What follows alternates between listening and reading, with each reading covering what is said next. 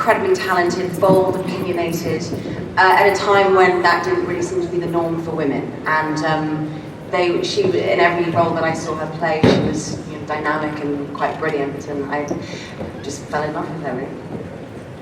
Good one.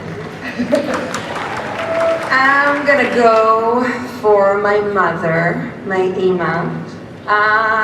Well, she really gave me and my sister, she has given me and my sister everything that made us who we are today. I think the key thing is endless love, but she always made us feel like we were the best. And she always making us believe in ourselves and follow our dreams and work hard. So this one is for my Ima. For me, I always admired this particular woman that when I was young and watching films seemed to be outside of the norm and seemed to be something that maybe I could aspire to, maybe I could follow, which was Sigourney Weaver in Alien. Because of that strength and power, but not forsaking her femininity and good old-fashioned ass-kicking. I always enjoyed Katharine Hepburn in Bringing Up Baby. Not being afraid to ask questions, not being afraid to persevere, and to have a mind and a voice. I love that film.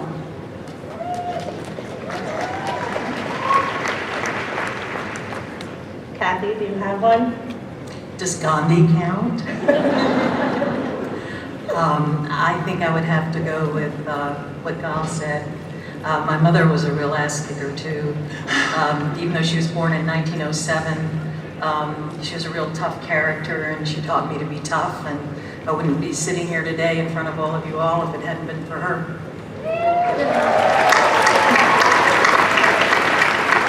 So I was wondering if any of you were going to say Wonder Woman, which brings me to go, because I think a lot of us probably also looked up to Wonder Woman growing up, and I just wanted to hear from you what it was like to put on Wonder Woman's costume the very first time. Wow. Where do I begin? So basically 3 days after I got cast for the movie, they flew me to Michigan, and I got into this for fitting, and I got into this huge room filled of images of me as Wonder Woman. It blew my mind. And then we got into another room, and then I saw the costume for the first time and tried it on, and it was like an out-of-body experience, because there I was, little gal from Israel, becoming Wonder Woman. So and I love it, and I love the way they made the costume look. I think it really represents the Wonder Woman of today, and I'm very, very grateful to be the one who's going to bring her to life. We are too. Now, you didn't even know that was the part you were auditioning for when you first auditioned, right? Oh, yeah, no. I did, so 2 years ago I was in Los Angeles, and they told me that Warner Brothers wanted to see me, to audition me, they wanted me to audition to something. I didn't know what it was. And I did an audition, and I didn't know what it was for, and got back to Israel, and everything was great. And then Zack Snyder, the fabulous director, called me, and he was like, well, we're gonna need to see you for a camera test. Do you know what you're testing for? And I said, no. And he said, do you have Wonder Woman in Israel?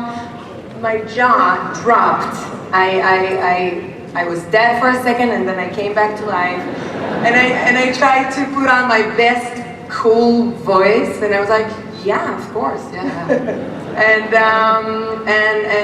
that was it, and yeah, it's great. The rest is history. Gwendolyn, I know that you are not allowed to tell us anything really about Star Wars for your character, but I do want to know if you could tell us if she could take Brienne in a fight. Of course. Is that too secretive? That might be a secret It's too. just impossible. I think it would would be like two worlds meeting and possibly just merging and becoming one. Is that all right? Yeah. You know, we all love Brienne, and you know, everyone feels so strongly about her. We all want really great things for her, I think, because she's such, it's true. And I know that this is not possible, but if you could write the rest of Brienne's story, what would her happy ending look like? Oh, good Lord, your questions are tough, aren't they? Well, I think where we've seen Brienne up to this point, that we have loved her because she's so dedicated to an overriding sense of moral good, that she pledges an oath to Catelyn Stark to return the Stark girls to safety. And that moment in the final episode, oh gosh, spoiler alert, but there's something involving a candle and it isn't good. But I think what we'd like to see now is we'd really like to see her redeem herself again. But what I love about that terribly disappointing incident was although Brienne of Tarth is a character in a show, but it made us see her humanity and how we all fail, and even the strongest badass women fail. And as long as you try and redeem yourself again and keep going and try to achieve your goals in pursuit of the greater good, then that's all you can do. Right. That's great. Perfect. Well, I was wondering also, because I feel like, you know, there must be a sense of ownership for all of you when you're playing your characters. And I was wondering, has there ever been a time when you've had to say to a showrunner or to a director, I don't think she would say this, I don't think that she would do that? Of course. Yeah? No, really. Now I get it more as a mother. I have a 3-year-old daughter. And for me, responsibility is something that goes hand in hand with my character development. And luckily, I was able to communicate all the problems I had with my characters, with the directors that I've worked with, and they were all men. And we always made it better and figured it out. So yes, definitely. I think. Jump in, come on. Jump in. It's not so much as things that she wouldn't say, but it often involves me just going, I don't think she would be naked in this scene. There's no need for that. And I'm not doing it just to fulfill your weird little fantasy.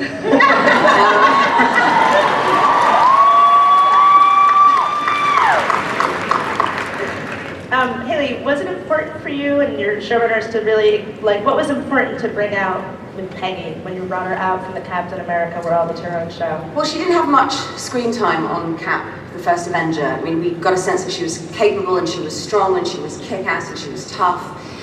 But I just felt that that kind of didn't really do her much service or justice, really, because in the show, my main thing was being able to show the vulnerabilities of her, the psychological and emotional cost of grieving over Steve, and also trying to make her way in the world. And I think, for me as well, playing this, kind of what Gwendolyn was saying, playing these incredibly strong characters, but that doesn't necessarily mean that they don't find life incredibly difficult and hard. And it's almost impossible to maintain that sense of empowerment all the time. And I wanted to show a side of Peggy that really struggled and had moments of isolation and self-doubt, because I think that's something that every person on the planet, to their own extent, can relate to, and that makes her so much more human and appealing to an audience. Yeah, I agree with that. Now, I have to ask you, I learned while researching, there's a group of fans called the Cardinelli Shippers. Yeah. Would you care to explain what that is, and did it surprise you when that started to happen?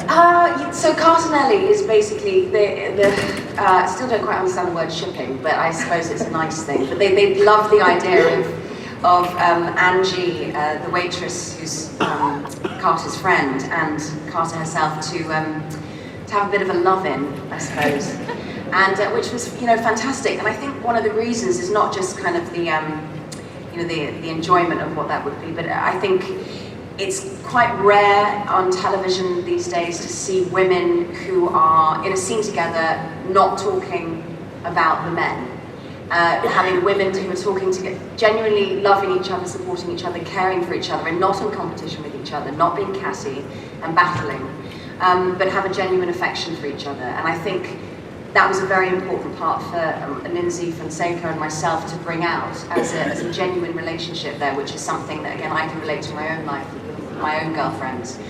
And I think that kind of natural affection meant that, you know, luckily the fans took that relationship into their hearts, and then they just want them to kiss. That's how it always ends.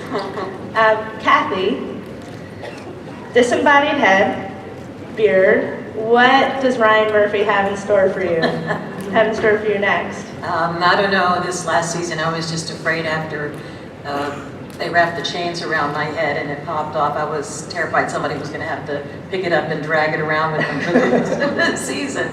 Yeah, I can't. I just really gotten the first couple of scripts of Hotel. I know I'm running the hotel, which is very exciting. That'll be fun. And I know I say this every season, but I don't know how our writers do it. They've just created a completely different, it's almost like a completely different way of telling a story with wonderful characters. Everybody's just going to be knocked out of their seats when they see this. So I don't know if my head will play in any part of that. I haven't gotten that far, but I've had a blast working on the show, so I just feel very, very lucky. You've done so much in both TV and film, and I'm wondering if you feel like there's one or the other that's more hospitable to women nowadays. Well, you talked earlier about kicking ass, and it's wonderful that Gal is getting to play a kick-ass lady, and a lot of these young women here. I think it's, you know, when you're in a big film like that, it's wonderful to have a really kick-ass part. And I think a lot of us are going to television because the writing is so wonderful now. And it's just a place for all of us as actors to get to play dream characters that many of us wouldn't have an opportunity to do. And it's fun. I mean, I worked with Dustin Hoffman years and years ago, and he gave me my first job really as a character on his first movie, my first movie with him.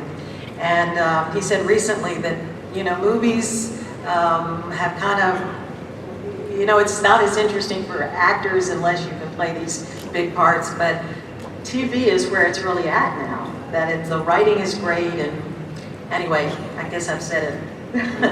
What about the rest of you? Do you have a feel of one versus the other for TV and film? I suppose it's nice to have more than 90 minutes or more than 2 hours with a character.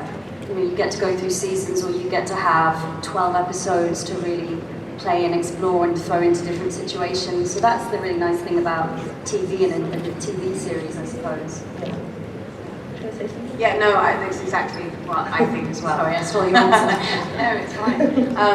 It feels like there's a new golden age for television, and a lot of people in the film industry are coming to television. You know, the people who've written films are, you know, writing TV now, and directors and actors. There's no longer a stigma attached by going, you're either a TV actor or a movie actor. You can do both, and I think there is just, you get more of an opportunity to explore a character over a longer period of time. Jenna, Clara started off as such a sort of mysterious figure, and now that she shed some of that, she's a fully actualized woman. And I was wondering, was there a moment for you in a script or while you were shooting when you feel like she really came alive for you? I have to say, the first season for me was so fun because I got to play 3 different versions of essentially the same character. Welcome to sci-fi. It's kind of imagining the exact same essence of a character, but if they had grown up in Victorian England, if they had grown up in future space, or if they'd grown up right now in contemporary London. So that was really fun, the first series. But I suppose actually getting to see the day in and day out and school teacher and her on her home life and explore that kind of domestic element, and then see her go off into the epic those two contrasting things are quite interesting, I think. And I'm curious, everything that we saw last season with Master and Missy, what are your thoughts about a woman maybe one day playing the Doctor? I think it's, obviously, I think it's absolutely possible. There's absolutely no reason why not. The Doctor is obviously the Time Lord, as is the Master, but I think, Peter Capaldi is doing the most wonderful job, so there isn't currently a vacancy. And B, I think it depends on the person, actually, and it depends on what direction the show is going to take, and I think Stephen Moffat's right in that he casts the person at the right time in which to send the show in a certain direction. So, of course, it's absolutely possible, and I'm sure will happen at some point. Yeah, I mean, any volunteers for this panel? I think would work out well, right? I'm curious because there has been so much improvement for women in the industry, and there's been a lot of attention this year on changing things for equality, but I am curious to know what challenges you have faced that maybe your male counterparts have not. Having to run in heels? Yeah, that's the main one. No, I can speak for myself, but luckily I never experienced such thing, and I've been working in a very male-dominated environment, shooting the Fast and the Furious franchise and Superman versus Batman, and I was privileged enough to be working with men who has a lot of respect for women. Having said that, I always feel like women don't get the same value, the same space as men do. And that's why it's always so important for me to show the cooler side of women, to show the strong women, the amazing side of women. It was never about women versus men, because I love them both, but it was always about showing how amazing we are, because we are. Yeah, we are. I have to say I found it incredibly difficult. I found that initially when I left drama school, the world was, 10 years ago, the world was a less embracing place than it is now, because I don't think the internet was so available to everybody. And the internet, I feel, seems to have made people's frame of reference so much more diverse. And as a consequence, what we're seeing is characters like the ones that all the women here play are being embraced because women want to see themselves being more represented in a more realistic way, I think. Right. And not just women, men, everybody wants to see something.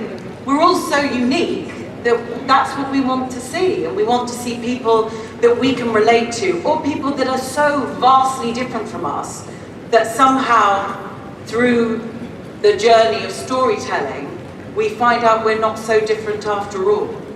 And I do feel that starting to happen, and I'm very grateful for that. Bravo.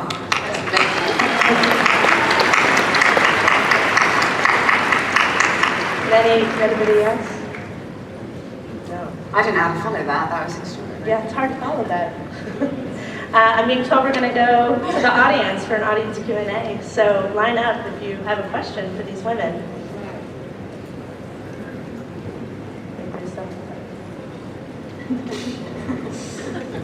Sorry, I'm actually really nervous. I'm a big fan of like Gal Gadot and Haley Atwell and So sweet. We're nervous too. It's all good. Let's just breathe.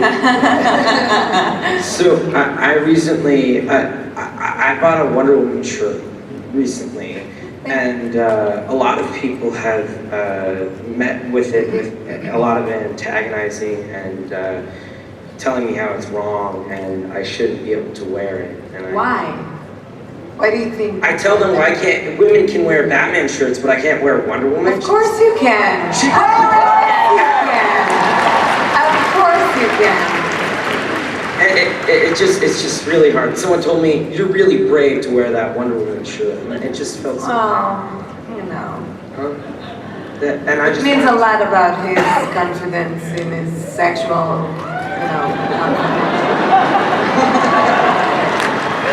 And I just wanted to know what you guys, because I also want to get a Peggy Carter, bringing up Tar, and Captain Fastball later on. What you guys think of all that? Well, you're going to be the inspiration. You're going to be the hero that says The women are great. trendsetter. And the trendsetter, exactly. Yeah. So we love you. You're fantastic. Hearing Agent Carter and Wonder Woman and Brienne all say that to me makes me Yes, feel like I'm... it's real. And now we can fly too. I won't try, but thank you so much. I appreciate it very much. Thank you. You're doing well. Hey ladies. Hello. Hi. I actually have a shirt of the women who kick ass that I like. Some of them. But So settled, right? So elegant. Women who kick ass. Yeah. definitely. Sorry. You're huge inspirations, all of you. I enjoy you so much. I have a question for Gal. Yes. Got Nice it. pronunciation. את זאת שעשית את המסע הכי ארוך, Yeah. בוא נגיד, להגיע לפה. אף אחד פה לא עשתה את המסע שאת עשית, כאילו, מהמדינה הקטנה שלנו. איך אני ועד, מתרגשת לשמוע עברית, אני יכולה לקרוא. Well, you're going to have to עד לפה, translate. ורציתי שתספרי קצת על המסע הזה. Do you want to ask the question in Yeah, English? okay, we so can I do said that that, yeah, I said that I think that Gal made the biggest journey. I mean, no offense to you ladies, but we have a very small country, and to break out of it, it's exponentially, I think I'm using that right, harder. So I wanted her to tell us a little bit about that journey. And I was just so moved by the fact that someone just spoke Hebrew to me. I gotta tell you that I really believe now that it doesn't matter where you come from and how small the country you're coming from is, or as long as you aspire things, as long as you dream and you aim high, all the cliches are right, really. And I think that if you're persistent and if you're good and if you're trying your best and being proactive, at the end of the day for me, because I've tried for years, I've been doing this for 8 years, and really now this is the biggest thing for me. And I really feel that it's a combination of being prepared and having the opportunity and a lot of luck and having all of these elements together at the right moment. So I'm very grateful, and I do think that everyone can achieve their dreams. I do. It sounds so big, but I do. תודה לך. תודה. Hi, I'm Jess. My question is for Gwendolyn and Haley. So you both play characters that are a bit out of time, and there are other characters, typically men, but occasionally women, who don't treat you like we treat other women today. And I know that you, as a character, have to respond accordingly, but are there ever instances where you want to respond in your own manner, and if so, how? All the time with violence.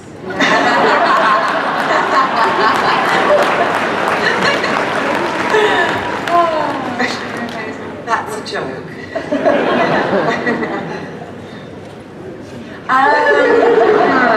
Well, I think one of the things I like about the way that Peggy deals with it is that she's very resourceful and she uses what she has around her and her qualities. So she uses her violence, yes, but her wit and her charm and her intelligence, and at times when she needs to, her sexuality, but she doesn't completely depend upon it.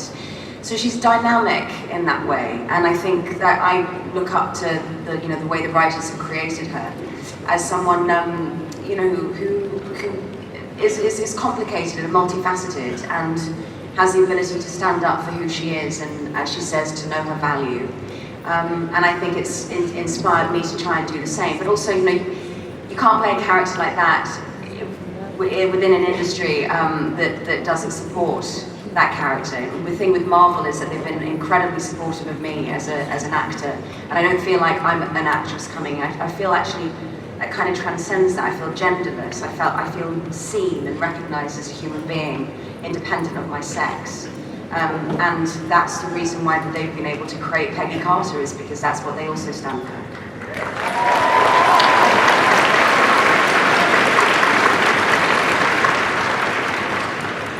Oh, Ben, what? Hi, I'm Jane, and my question is to everybody who is kicking ass up there.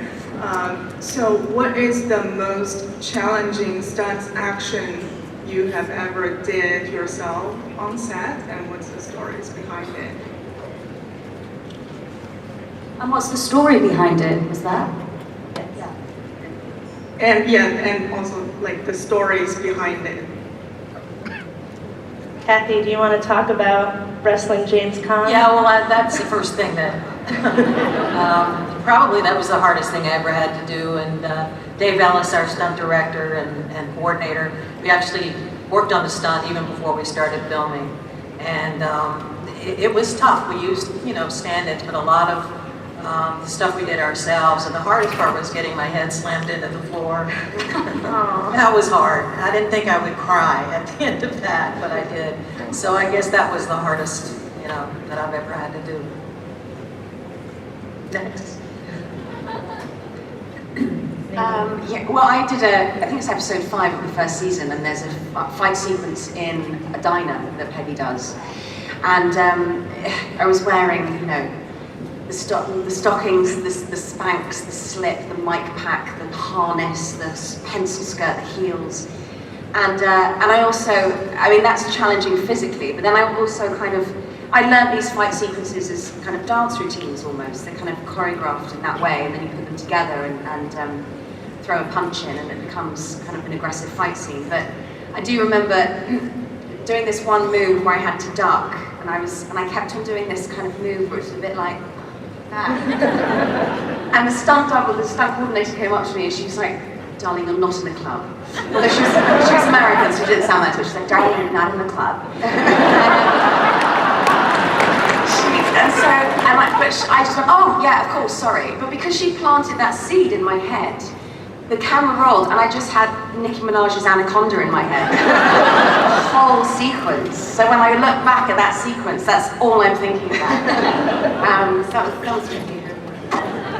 I think mine's probably been, I've been hanging upside down a lot, which sounds quite easy, but it's not. And it's what happens is you only get to hang upside down in like 30-second spurts. And we had about a 12-page scene, and we were actually in Tenerife at high altitudes as well. So we managed to get through the day, but apparently it wasn't as hard for me, but the actor I was working with now has like this intense fear of upside down people. And feels that she has to talk really, really quickly and get through a scene because she can kind of just see blood pouring to the head. So that's probably mine. Gwendolyn, do you have one? I do. I think it's definitely Brienne's fight with the hound. And that was the most grueling fight. We spent 2 months training for it. We trained 3 or 4 days a week for 6 to 8 hours a day, just trying to build up the strength necessary to carry out the fight, to fight Rory McCann, who's a 6'7" man that's certainly a lot stronger than I am. But the characters are of the same level of strength, so I had to do quite a lot of pretending to try and carry that one off.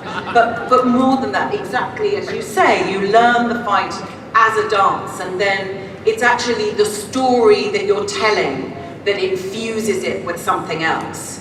And we were always very aware it was a story that was happening, and we learned this in the stunt tent in Belfast on a level floor in a tent. We got to the location, and I was running backwards, sword fighting up a hill. It was also freak weather conditions in Iceland. It was boiling hot. and I had the real armor on. The face was casseroling in the sun, and there was one moment, if you're familiar with the fight, where Brienne punches the Hound somewhere extremely intimate. And we'd rehearsed it so we knew where that punch went, how we did it so it was fake, so no one got hurt.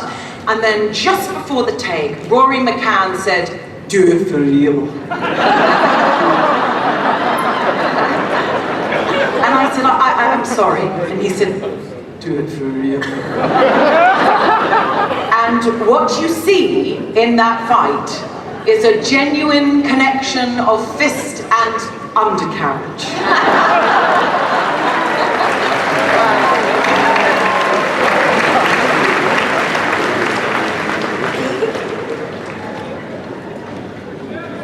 Oh, we have time for one more question. Okay, this question goes to Gal. Yes. So there have been.